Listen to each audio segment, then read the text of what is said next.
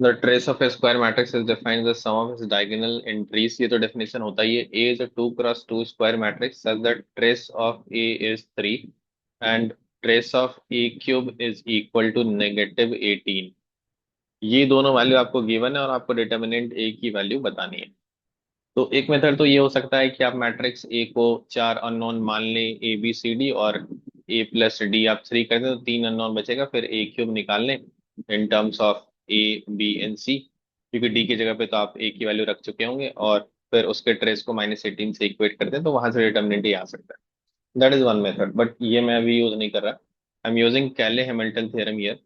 तो कैले Hamilton theorem का स्टेटमेंट ऐसा है कि एवरी स्क्वायर मैट्रिक्स ए, कोई भी स्क्वायर मैट्रिक्स आप ए लेंगे तो वो क्या करता है, satisfies the equation determinant of A minus lambda I equal to 0।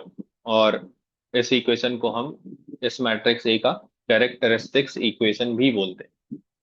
तो अगर ए आपका 2 क्रॉस 2 मैट्रिक्स है तो कहीं ना कहीं पे वो एक ए में क्वाड्रेटिक इक्वेशन बनेगा, जो कि लैम्डा में क्वाड्रेटिक होगा बेसिकली, फिर ए उसको सेटिस्फाई करेगा। तो इसमें रिजल्ट ऐसा होता है कि जो सम ऑफ रूट्स होने वाला है वो उसका ट्रेस ऑफ ए ही होता है। तो ये जो क्वाड्रेटिक बनेगा कुछ ऐसा बनेगा, A square minus trace of A into A, और जो प्रोडक्ट ऑफ रूट होता है वो उसका डिटर्मिनेंट वैल्यू होता है।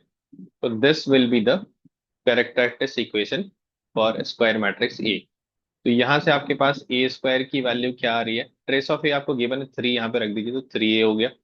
डिटर्मिनेंट ए ही तो आपको फाइंड आउट करना है। थोड़ी देर के लिए उसको आप एक्स या कुछ अननोन बोल दीजिए, मैं एक्स ही बोल देता हूँ, determinant A is equal to x.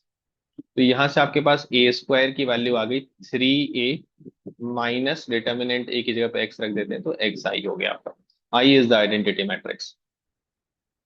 अब आपको जाना ए क्यूब पे है, तो आप क्या करिए, दोनों साइड ए से मल्टीप्लाई कर दीजिए। तो A cube is equal to 3 A square minus X into I into A. आप आई से जब भी किसी मैट्रिक्स को मल्टीप्लाई करते हैं तो वही मैट्रिक्स बचता है।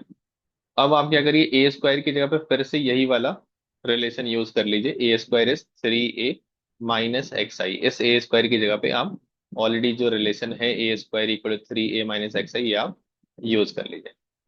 अब आप दोनों तरफ ट्रेस ले लीजिए, तो trace distributes in addition and subtraction. तो ये पहला एलिमेंट 9 ए हो गया, तो ट्रेस ऑफ 9 ए। दूसरा एलिमेंट आपके पास हो गया minus trace of 3 X into I, and last one is trace of X into A. तो ट्रेस की प्रॉपर्टी क्या होती है, एक तो ये गिवन है, trace of A cube is given in the question -18, ये आप यूज कर लीजिए। तो -18 आपको वैल्यू किसकी चाहिए, डिटर्मिनेंट ए की, जिसको आपने एक्स मान रखा, तो बेसिकली आपको एक्स की वैल्यू चाहिए। अब ट्रेस ऑफ के इंटू ए क्या होता है, कि आपका बाहर आ जाता है और ट्रेस ऑफ ए बच जाएगा।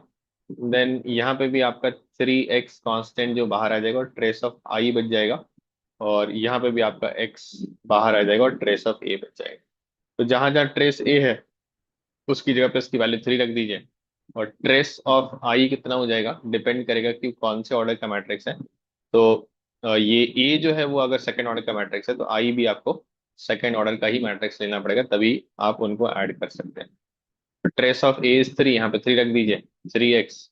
ट्रेस ऑफ आई इज 2, क्योंकि जो आई मैट्रिक्स है वो 1001 है, यहाँ पे डायगोनल एलिमेंट का समेशन 2 हो जाएगा। और trace of A is again 3, तो आपको एक्स की वैल्यू चाहिए, यहाँ से एक्स की वैल्यू आ जाएगी।